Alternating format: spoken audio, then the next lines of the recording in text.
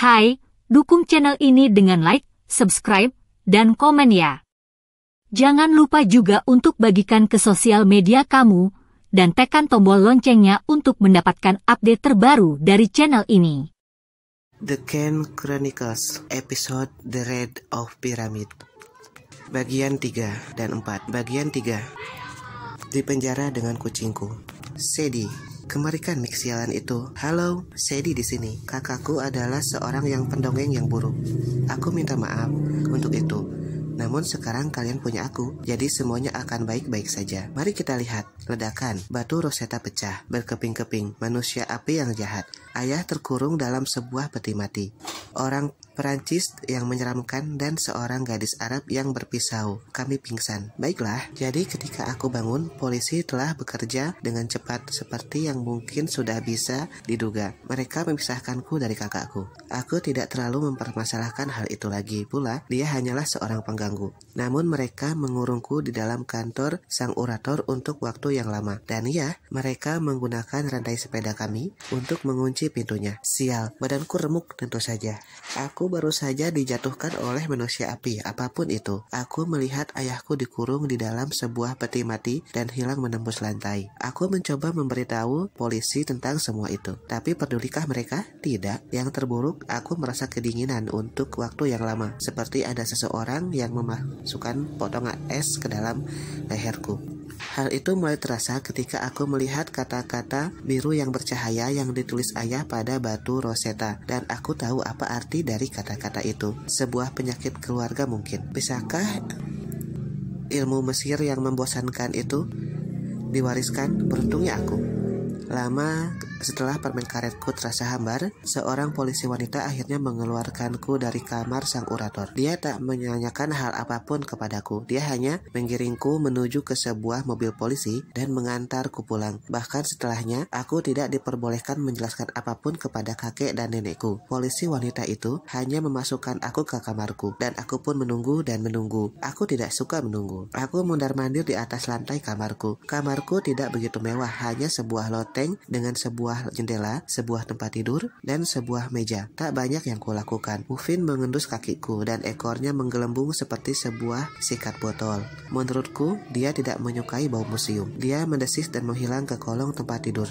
Terima kasih banyak, gumamku. Aku membuka pintu, tapi polisi wanita itu tengah berjaga di sana. Inspektur akan menemuimu sebentar lagi, ujarnya memberitahuku. Tolong tetap di dalam kamarmu. Aku bisa melihat ke lantai bawah. Sekilas, kakakku sedang mundar-mandir di dalam ruangan, meremas tangannya selagi Carter dan seorang inspektur polisi berbicara di sofa. Aku tidak bisa menangkap apa yang mereka katakan. Bisakah aku menggunakan toilet? Tanyaku kepada petugas cantik itu. Tidak.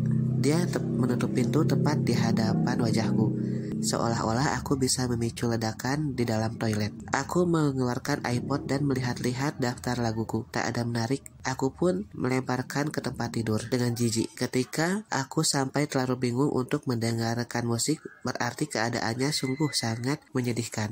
Aku bertanya-tanya, mengapa Carter duluan yang diinterogasi polisi? Ini sangat tidak adil.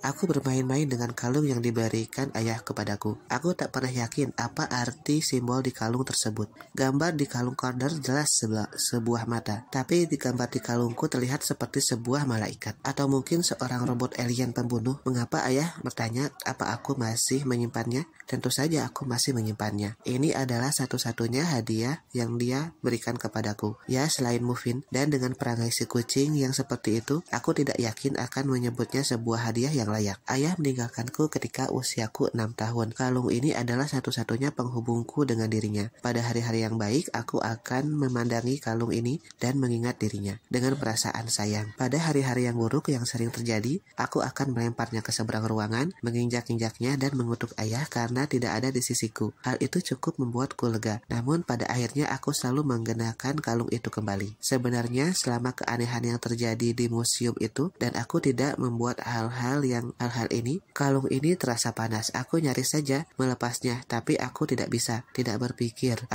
Jangan-jangan kalung ini benar-benar melindungiku entah bagaimana. Ayah pernah berkata, aku akan memperbaiki semuanya dengan tatapan bersalah yang sering dia berikan kepadaku. Nah, salah besar ayah. Apa yang dipikirkannya? Aku ingin mempercayai bahwa ini hanyalah sebuah mimpi buruk. Hieroglif yang bersinar, sebuah tongkat menjadi ular, peti mati itu. Hal-hal seperti itu tak mungkin terjadi. Namun aku tahu, aku tak mungkin memimpikan seseram wajah manusia api itu ketika dia berpaling ke arah kami. Sampai nanti nak, ujarnya memberitahu. Carter seolah-olah dia buru-buru dan ingin membunuh kami. Membayangkannya saja sudah membuat tanganku gemetar. Aku juga tak mengerti mengapa kami berhenti di Cleopatra Esquivel. Bagaimana ayah memaksa untuk melihatnya seolah-olah sedang membulatkan tekad. Seolah-olah apa yang akan dilakukannya di British Museum ada hubungannya dengan ibuku. Mataku menyisir seantero kamar, kemudian terpaku ke meja. Tidak, pikirku, aku tidak akan melakukannya. Namun akhirnya aku melangkah ke meja dan membuka lacinya. Aku menyingkirkan beberapa majalah lama, tumpukan permenku, setebuk PR matematika yang lupa kukumpulkan, dan beberapa fotoku dan teman-temanku, Liv dan Emma, yang sedang mencoba topi-topi konyol di pasar Kendall. Dan di situ, di bawah semua itu ada foto ibuku. Kakek dan nenekku punya banyak sekali foto ibuku. Mereka membuat semacam kuil untuk ibuku di lemari ruang tamu yang menyimpan karya ibu ketika masih kanak-kanak. Hasil labelnya, foto kelulusannya dari universitas, perhiasan favoritnya, hal itu cukup sinting. Aku bertekad untuk tidak menjadi seperti mereka, hidup di masa lalu. Aku nyaris tidak bisa mengingat ibuku, dan tidak ada yang bisa mengubah kenyataan bahwa dia telah mati. Namun aku menyimpan satu foto ini. Itu adalah foto ibuku dan aku di rumah kami di Los Angeles, tepat setelah aku dilahirkan. Dia berdiri di balkon dengan latar belakang Samudra Pasifik, menggendong seorang bayi gemuk dan keriput yang suatu hari akan tumbuh menjadi diriku. Sewaktu bayi aku tak menarik untuk dilihat, tetapi ibu begitu cantik bahkan dalam balutan celana pendek dan kaos lusuh. Matanya begitu biru, rambutnya yang pirang dijepit ke belakang, kulitnya sempurna, tidak bisa kubandingkan dengan kulitku. Orang-orang selalu bilang aku mirip dengannya, tapi aku bahkan tidak bisa menemukan bagian sekecil apapun di daguku yang terlihat begitu matang dan cantik seperti miliknya. Berhenti menyeringai Carter. Foto itu membuatku terpesona karena aku begitu sulit untuk mengingat kehidupan kami bersama. Namun alasan utamaku menyimpan foto itu adalah karena simbol di kaos ibuku. Salah satu simbol kehidupan. Ibuku yang telah meninggal menggunakan simbol kehidupan. Tak ada yang lebih menyedihkan daripada itu. Namun dia tersenyum ke kamera, seakan-akan dia tahu sebuah rahasia. Seakan-akan ayahku berbagi sebuah lelucon pribadi. Ada sesuatu yang mengganjal di pikiranku. Orang bertubuh besar dengan jas hujan yang berdebat dengan ayah di seberang jalan, kemudian mengatakan sesuatu tentang peran. Apakah yang dia maksud adalah Adhu sebagai simbol kehidupan? Dan jika begitu, apa yang dimaksud dengan peri menurutku? Yang dia maksud pastilah bukan buah pir. Aku memiliki firasat ganjil. Mungkin jika aku melihat kata piran ditulis dalam kata hieroglif, aku akan tahu apa artinya. Kuletakkan foto ibu.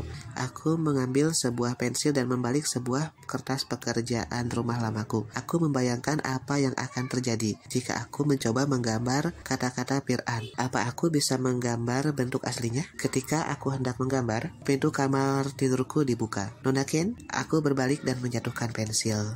Seorang inspektur polisi berdiri di ambang pintu sambil mengerutkan kening. Apa yang sedang kau lakukan? Mengerjakan soal matematika, ujarku. Langit-langit kamarku cukup rendah sehingga inspektur itu menunduk untuk masuk. Dia mengenakan setelan berwarna biru yang cocok dengan rambutnya yang beruban dan wajah pucatnya. Nah, Sadie, aku kepala inspektur Williams. Ayo kita mengobrol, bisa kan? Duduklah. Aku tidak mau duduk dan dia juga memutuskan untuk tidak duduk. Yang nampak begitu mengganggunya. Pasti berat untuk kelihatan seperti orang penting ketika kau sedang merunduk seperti itu. Tolong beritahukan segalanya kepadaku, ujarnya. Sejak kali pertama ayahmu datang untuk menjemputmu, aku telah memberitahukannya kepada polisi di museum. Mohon diulang kalau kau tidak keberatan. Jadi aku memberitahukan segalanya. Mengapa tidak? Alis Inspektur William yang sebelah kiri naik lebih tinggi dan lebih tinggi lagi ketika aku memberitahunya tentang hal-hal aneh seperti huruf yang bersinar dan tongkat yang berubah jadi ular. Baiklah Sadie, ujar Inspektur William. Imajinasimu sangat hebat. Aku tidak berbohong, Inspektur, dan aku pikir alismu sedang mencoba untuk melarikan diri. Dia mencoba untuk melihat alisnya sendiri, kemudian merengut. Jadi Sadie, aku tahu hal ini begitu berat untukmu. Aku mengerti kau ingin melindungi reputasi ayahmu, tapi sekarang dia sudah pergi. Maksudmu menembus lantai dalam sebuah peti mati? Ujarku keras. Dia belum mati. Inspektur William merentangkan tangannya. Sadie, maafkan aku, tapi kami harus mencari tahu mengapa dia melakukan aksi ini. Ya, aksi apa? Dia berdehem dengan tidak nyaman. Ayahmu menghancurkan sebuah artefak yang tidak nilai, dan sepertinya dia membunuh dirinya sendiri dalam aksi itu. Kami sangat ingin tahu mengapa. Aku menatapnya. Kau menuduh ayahku teroris? Apa kau telah gila? Kami telah menelepon beberapa rekan kerja ayahmu. Aku bisa mengerti kalau perilaku ayahmu menjadi tidak menentu sejak kematian ibumu. Dia menarik diri dan begitu terobsesi dengan penelitiannya, menghabiskan begitu banyak waktu di Mesir. Dia seorang etologis yang hebat. Kau harus mencarinya, bukannya menanyakan pertanyaan-pertanyaan bodoh. Sadie, ujarnya. Dari suaranya aku tahu bahwa dia tengah menahan keinginan untuk mencekiku. Anehnya, aku sering mengalami perlakuan seperti itu dari orang-orang dewasa.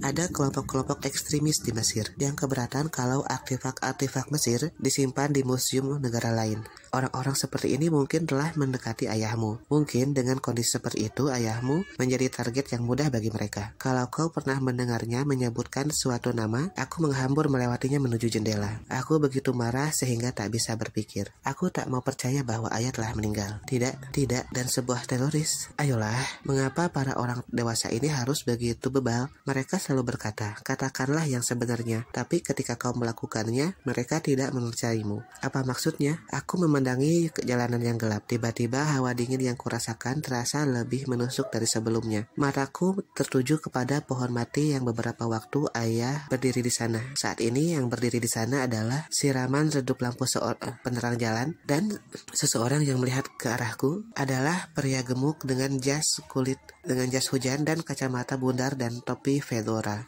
Itu Amos, pria yang dipanggil oleh ayah. Kupikir seharusnya aku merasa terancam dengan kehadiran pria yang tidak dikenal yang menatap ke arahku dalam kegelapan malam.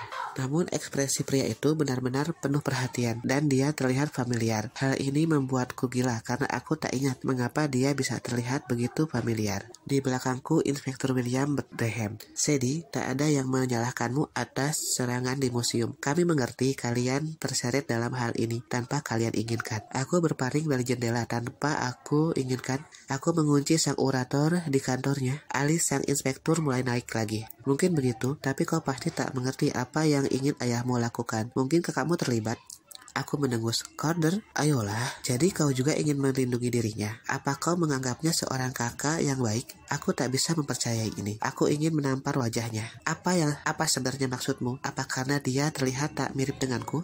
Inspektur itu berkedip. Maksudku hanya... aku tahu maksudmu. Tentu saja dia kakakku.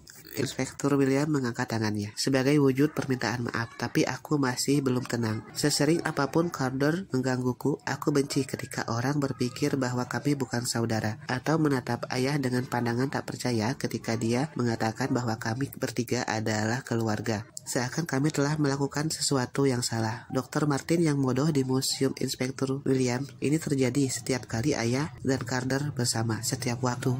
Maaf Sadie, ujar sang inspektur. Aku hanya ingin memastikan bahwa kami memisahkan yang bersalah dan yang tidak. Akan lebih mudah bagi semuanya jika kau mau bekerja sama. Informasi apapun, apa yang dikatakan ayahmu, orang-orang yang mungkin dia sebutkan. Amos, ujarku langsung, hanya untuk melihat reaksinya. Dia bertemu pria bernama Amos. Inspektur William berdesah. Sadie, dia tidak mungkin bertemu Amos. Tentunya kau tahu itu. Kami bicara dengan Amos tak sampai 1 jam yang lalu melalui telepon rumahnya di New York. Dia tidak di New York, ujarku bersikeras. Dia ada. Aku melihat keluar jendela dan Amos telah pergi seperti biasa.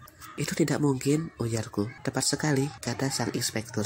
Tetapi dia tadi ada di sini, teriakku. Siapa dia? Salah satu rekan ayah. Bagaimana kau tahu cara menghubunginya? Sudahlah Sadie, berhentilah berpura-pura. Berpura-pura? Inspektur mempelajari diriku sesaat kemudian mengatupkan bibirnya seakan telah membuat sebuah keputusan. Kami telah mengetahui semuanya dari Carter. Aku tak ingin mengecewakanmu, tapi dia memberitahu kami semuanya. Dia mengerti tak ada gunanya melindungi ayahmu sekarang. Kau bisa saja membantu kami dan tidak ada tuntutan terhadapmu. Kau tidak boleh berbohong kepada anak-anak, teriakku, berharap suaraku terdengar hingga ke lantai bawah. Carter tidak akan mengatakan sepatah kata pun yang melawan ayah. Begitu juga denganku. Sang inspektur bahkan tak memiliki kesopanan untuk merasa malu. Dia bersedekap.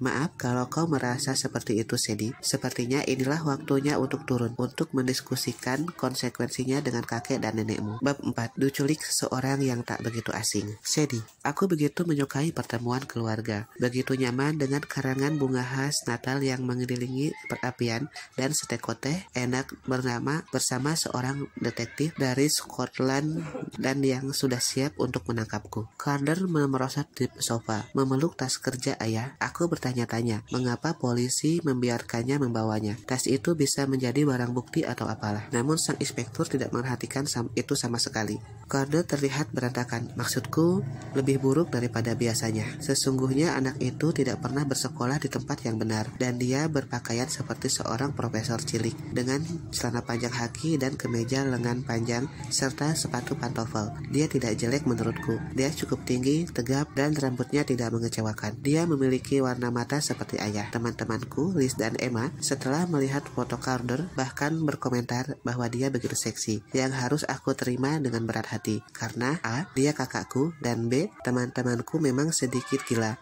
Ketika sampai pada urusan pakaian, Carter tidak akan dibilang seksi lagi jika dia berpakaian seperti seorang gelandangan.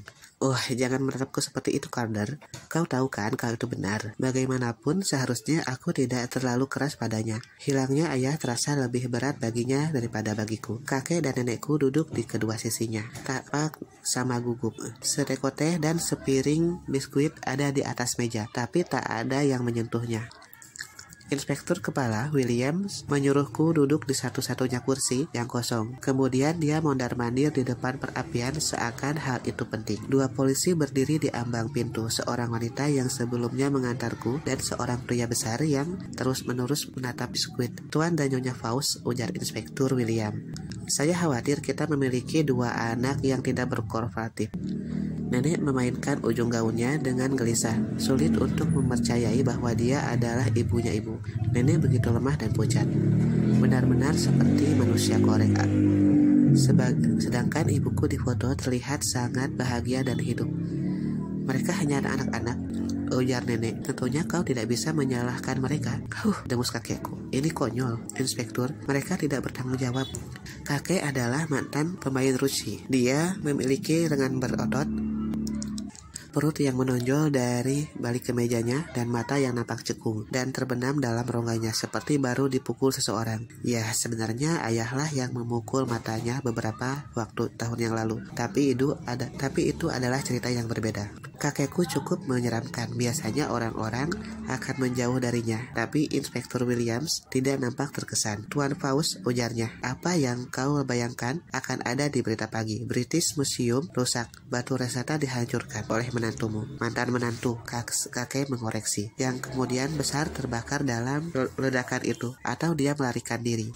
Dia tidak melarikan diri, teriakku. Kami perlu tahu di mana dia berada, lanjut sang inspektur, dan satu-satunya saksi, cucumu, menolak memberitahuku kejadian yang sebenarnya. Kami sudah mengatakan yang sebenarnya, ujar Carter. Ayah tidak mati, dia tenggelam menembus lantai. Inspektur Williams melirik kakek seakan berkata, nah, kau lihat sendiri kan? Kemudian dia menoleh ke arah Carter. Anak muda, ayahmu telah melakukan tindakan kriminal. Dia meninggalkanmu untuk menanggung konsekuensinya. Itu tidak benar, aku membentak. Suaraku bergetar karena marah. Aku tak percaya ayah dengan sengaja meninggalkan kami di tangan polisi. Tentu saja, pikiran bahwa dia menelantarkan kami, ya, seperti yang telah kukatakan, hal itu terasa menyakitkan. Sayang, tolonglah, nenekku menegurku. Inspektur hanya ingin melakukan tugasnya. Dengan buruk, ujarku. Mari kita minum teh, saran nenek. Tidak, Carter dan aku berteriak berbarengan, yang membuatku merasa tidak enak kepada nenek, karena dia langsung memerosot ke sofa. Kami bisa menahanmu, ujar sang inspektur, mengingatkan. Berbalik ke arahku. Kami bisa, dan kami akan. Dia terdiam. Kemudian dia mengedipkan mata berkali-kali seakan-akan lupa apa yang sedang dia lakukan. Kakek mengerutkan kening. Inspektur? Ya? Inspektur kepala William seperti mengigau. Dia meraih sakunya dan mengeluarkan sebuah buku kecil berwarna biru, mungkin sebuah paspor Amerika. Dia melemparnya ke pangkuan Carter. Kau dideportasi. Inspektur Williams mengumumkan, kau harus meninggalkan negara ini dalam waktu 24 jam. Kalau kami perlu menanyaimu lebih lanjut, kau akan dihubungi melalui FBI. Mulut Carter terbuka. Dia menatap ke arahku, dan aku tahu bahwa aku tidak sedang memikirkan keanehan ini. Sang inspektur entah kenapa telah berubah pikiran. Tadinya dia hendak menangkap kami, aku yakin itu. Kemudian tiba-tiba dia mendeportasi Carter. Bahkan petugas polisi yang lain pun terlihat bingung. Pak, tanya petugas polisi wanita. Apa Anda yakin? Diam, Lini. Kalian boleh pergi. Polisi-polisi itu ragu sampai Williams membuat gerakan mengusir dengan tangannya. Kemudian mereka pergi menutup pintu di belakang mereka. Tunggu dulu, ujar Carter. Ayahku menghilang dan kau ingin aku meninggalkan negara ini? Ayahmu entah mati atau sedang buron, nak, ujar sang inspektur. Dideportasi adalah pilihan terbaik. Semua telah diatur. Oleh siapa? Nenek menuntut. Siapa yang berwenang akan hal ini? Oleh Inspektur Williams menunjukkan muka kosong yang lucu itu lagi. Oleh otoritas yang sesuai. Percayalah, ini lebih baik daripada penjara. Carter terlihat terlalu lelah untuk berbicara. Tetapi sebelum aku bisa mengasihaninya, Inspektur William menoleh ke arahku. Kau juga, Nona. Dia seakan baru saja memukulku dengan sebuah palu. Kau akan mendeportasiku, tanyaku. Tapi aku tinggal di sini. Kau adalah warga negara Amerika. Dan dalam kondisi ini, yang terbaik bagimu adalah pulang ke rumah. Aku hanya menatapnya tanpa mengatakan apa-apa. Aku tidak bisa mengingat rumah kecuali flat ini. Teman-temanku di sekolah, kamarku, semua yang ku tahu ada di sini. Kemana aku harus pergi? Inspektur, kata nenek. Suaranya bergetar. Ini tidak adil. Aku tidak bisa mempercayai. Aku akan memberikan kalian waktu untuk mengucapkan selamat tinggal. Sang inspektur menyela. Kemudian dia mengerutkan kening, seolah bingung dengan tindakannya sendiri. Aku harus pergi. Ini semua tidak masuk akal. Dan sang inspektur sepertinya menyadari hal itu. Tapi dia tetap berjalan ke pintu depan. Ketika dia membukanya, aku hampir melompat dari kursiku karena pria berbaju hitam itu, Amos, sedang berdiri di sana. Dia tidak mengenakan jas hujan dan topinya, tetapi masih mengenakan setelan garis-garis dan kacamata bundar yang sama. Rambutnya yang dikepang berkilauan dengan manik-manik emas. Aku pikir sang inspektur akan mengatakan sesuatu atau terkejut, tapi bahkan dia tidak menyadari kehadiran Amos. Dia berjalan melewatinya dan ditelan oleh kegelapan malam. Amos masuk dan menutup pintu. Kakek dan nenek berdiri. Kau, geram kakek. Seharusnya aku tahu. Kalau aku lebih muda, aku akan menghajarmu hingga menjadi bubur. Halo, Tuan dan Nyonya Faust, ujar Amos. Dia melihat ke arah Carter dan aku seakan kami adalah masalah yang perlu diselesaikan. Sudah waktunya kita bicara. Amos bersikap seperti sedang berada di rumah sendiri. Dia menghempaskan diri dan menuangkan teh untuk dirinya sendiri. Dia mengunyah biskuit yang sebenarnya berbahaya karena biskuit nenek begitu mengerikan rasanya. Aku pikir kepala kakek akan meledak. Wajahnya merah padam. Dia berada di belakang Amos dan mengangkat tangannya seolah-olah hendak menamparnya. Tapi Amos tetap mengunyah biskuitnya. Silahkan duduk dia berkata kepada semua orang. Dan kami semua pun duduk. Itu adalah hal yang paling aneh. Seakan-akan kami sedang menunggu perintahnya. Bahkan kakek menurunkan tangannya dan berjalan memutar menuju sofa. Dia duduk di sebelah Amos dengan desahan jijik. Amos menyeruput tehnya dan menatapku tidak senang. Itu tidak adil menurutku. Aku tidak terlihat sebuluk itu, mengingat apa yang telah kami alami. Kemudian dia memandang Carter dan menggerutu. Waktunya sangat tidak pas, gumamnya. Tapi tidak ada cara lain, mereka harus ikut denganku. Maaf, ujarku. Aku tidak akan pergi kemanapun bersama orang asing dengan biskuit di wajahnya. Kenyataannya memang benar-benar ada remahan biskuit di wajahnya. Tapi nampaknya dia tidak peduli karena dia tidak repot-repot memeriksanya. Aku bukan orang asing, Sadie, ujarnya. Apa kau tidak ingat? Sungguh mengerikan mendengarnya berbicara kepadaku dengan cara yang begitu akrab. Aku merasa seharusnya aku mengenalnya. Aku memandang Carter, tapi dia terlihat sama bingungnya denganku. Tidak, Amos, ujar nenek gemetar. Kau tidak bisa membawa Sadie. Kita telah membuat kesepakatan. Julius melanggar kesepakatan itu malam ini, ujar Amos. Kau tahu, kau tidak bisa merawat Sadie lagi. Mengingat apa yang telah terjadi, satu-satunya kesempatan mereka adalah dengan ikut bersamaku. Kenapa kami harus pergi denganmu? Tanya Carter. Kau hampir berkelahi dengan ayah. Amos menatap tas kerja ayah di pangkuan Carter. Kulihat kau menyimpan tas ayahmu. Itu bagus, kau akan membutuhkannya. Tentang kami yang akan berkelahi, Julius dan aku memang sering seperti itu. Mungkin kau tak menyadarinya, Carter, tapi aku sedang mencoba menghentikannya. Melakukan tindakan hal yang gegabah. Kalau dia mau mendengarkanku, kita mungkin tidak akan berada dalam situasi seperti ini. Aku tak mengerti apa yang dia katakan, tapi kakek nampaknya paham. Kau dan tahayulmu, ujarnya. Itu sudah kukatakan kepadamu, kami tidak menginginkan semua itu. Amos menuju teras belakang. Di balik pintu kaca, kau bisa melihat cahaya lampu yang bersinar di sungai Thames. Sebuah pemandangan yang indah pada malam hari, jika kau bisa mengabaikan bangunan-bangunan kumuh yang ada di sana. Tahayul bukan? Tanya Amos. Tapi kau membangun sebuah tempat tinggal di sisi tepi sungai. Wajah kakek kian memerah. Itu dari Ruby. Menurutnya, itu akan melindungi kami, tapi dia salah tentang banyak hal, bukan? Dia juga salah karena sudah mempercayai dirimu karena sudah mempercayai Julius dan dirimu. Amos nampak tak terpengaruh. Aroma tubuhnya menarik, seperti rempah-rempah tua, kopel dan ambar, seperti toko dupa di Cuckoo Garden. Dia menghabiskan tehnya dan melihat tepat ke arah mata nenekku. Nyonya Faust, kau tahu sebenarnya apa yang telah terjadi? Polisi bukanlah kekhawatiranmu yang terakhir. Nenek menelan ludah. Kau yang mengubah pikiran inspektur itu, kau yang membuatnya mendeportasi Sadie. Lebih baik begitu jika daripada melihat anak-anak ditahan, ujar Amos. Tunggu, ujarku. Kau mengubah pikiran Inspektur Williams? Bagaimana caranya? Amos mengangkat bahu. Itu tidak permanen. Faktanya, kita harus sudah sampai di New York dalam 1 jam ke depan sebelum Inspektur Williams mulai berpikir kenapa dia membiarkan kalian pergi. Carter tertawa. Kau tidak bisa pergi ke London dalam waktu 1 jam, bahkan dengan pesawat tercepat sekalipun. Tidak, Amos setuju. Tidak dengan pesawat. Dia menoleh ke arah nenek. Seakan-akan semuanya telah disepakati. Nyonya Faust, Carter dan Sadie hanya punya satu pilihan yang aman. Kau tahu itu. Mereka akan pergi ke mansion di Brooklyn. Aku akan melindungi mereka di sana. Kau punya mansion? Ujar Carter. Di Brooklyn, ujar Amos memberinya senyuman geli. Rumah keluarga, kalian akan aman di sana. Tapi ayah kami, kalian tidak bisa membantunya saat ini, ujar Amos sedih. Maafkan aku, Carter. Aku akan menjelaskan nanti. Tapi Julius pasti ingin kau dan Sadie aman. Untuk itu, kita harus bergerak cepat. Aku khawatir hanya aku yang bisa kalian andalkan. Kata-kata itu agak kasar menurutku. Carter melirik kakek dan nenek, lalu mengangguk muram. Dia tahu mereka tidak menginginkannya. Dia akan selalu mengingatkan mereka kepada ayah kami. Dan ya, itu adalah sebuah alasan yang bodoh untuk tidak merawat cucumu, tapi itulah yang terjadi. Baiklah, Carter bisa melakukan apapun yang dia inginkan. Tapi aku tinggal di sini, ujarku, dan aku tidak akan pergi dengan orang asing, bukan? Aku menatap nenek untuk mencari dukungan, tetapi dia sedang memandangi renda atas piring yang ada di atas meja, seolah-olah mereka mendadak nampak menarik.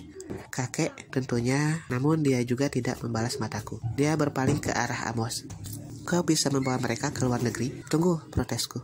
Amos berdiri dan membersihkan remah-remah dari jaketnya. Dia berjalan ke pintu teras dan memandang ke arah sungai. Polisi akan segera kembali. Beritahu mereka apapun yang kalian suka. Mereka tidak akan menemukan kami. Kau akan menculik kami? Tanyaku. Tertegun. Aku memandang Carter. Kau percaya ini? Carter menyelempangkan tas kerja ayah di bahunya. Kemudian dia berdiri seakan sudah siap untuk pergi.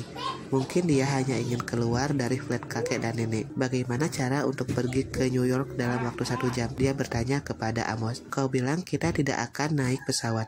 Memang tidak, Amos setuju. Dia meletakkan jarinya ke atas jendela dan menggambar sesuatu pada embun di atasnya. Hieroglif sialan yang lain. Sebuah perahu, ujarku kemudian. Kemudian mereka menyadari aku menerjemahkan dengan keras, yang harusnya tak bisa kulakukan. Amos menatapku dari atas kacamata bundarnya. Bagaimana kau? Maksudku, gambar yang terakhir itu terlihat seperti sebuah perahu, Amos, ujarku spontan. Tapi pasti bukan itu maksudmu. Itu konyol. Lihat, seru Carter. Aku menghambur ke pintu teras. Di dekat dermaga sebuah perahu berlabuh. Namun itu bukanlah sebuah perahu biasa. Itu adalah sebuah perahu Mesir dengan 2 obor yang menyala di depannya. Dan sebuah kemudi besar di belakang. Sesosok tubuh dengan jas hujan berwarna hitam dan topi milik Amos berdiri di belakang kemudi.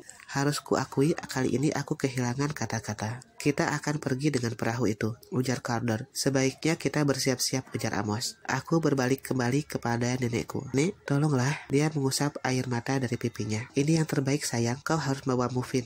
Ah iya, kita tak boleh meninggalkan kucing itu. Dia menoleh ke arah tangga, dan seolah sedang menunggu perintah, Muffin berlari turun seperti leopard dan melompat ke arah pelukanku. Dia tak pernah melakukan hal itu. Siapa kau? Tanyaku kepada Amos. Jelas aku tak punya pilihan, tetapi setidaknya aku menginginkan jawaban. Kami tak bisa pergi begitu saja dengan orang asing. Aku bukan orang asing, Amos tersenyum kepadaku. Aku keluarga. Dan tiba-tiba aku mengingat wajahnya. Tersenyum kepadaku, mengucapkan, selamat ulang tahun, Sadie. Sebuah kenangan yang begitu samar, sehingga aku nyaris melupakannya. Paman Amos? Tanyaku ragu-ragu. Benar, Sadie, ujarnya. Aku kakak Julius. Sekarang, ayo berangkat. Kita akan pergi jauh. Terima kasih sudah menonton video ini. Sampai jumpa di video-video berikutnya. Sampai jumpa di video-video berikutnya.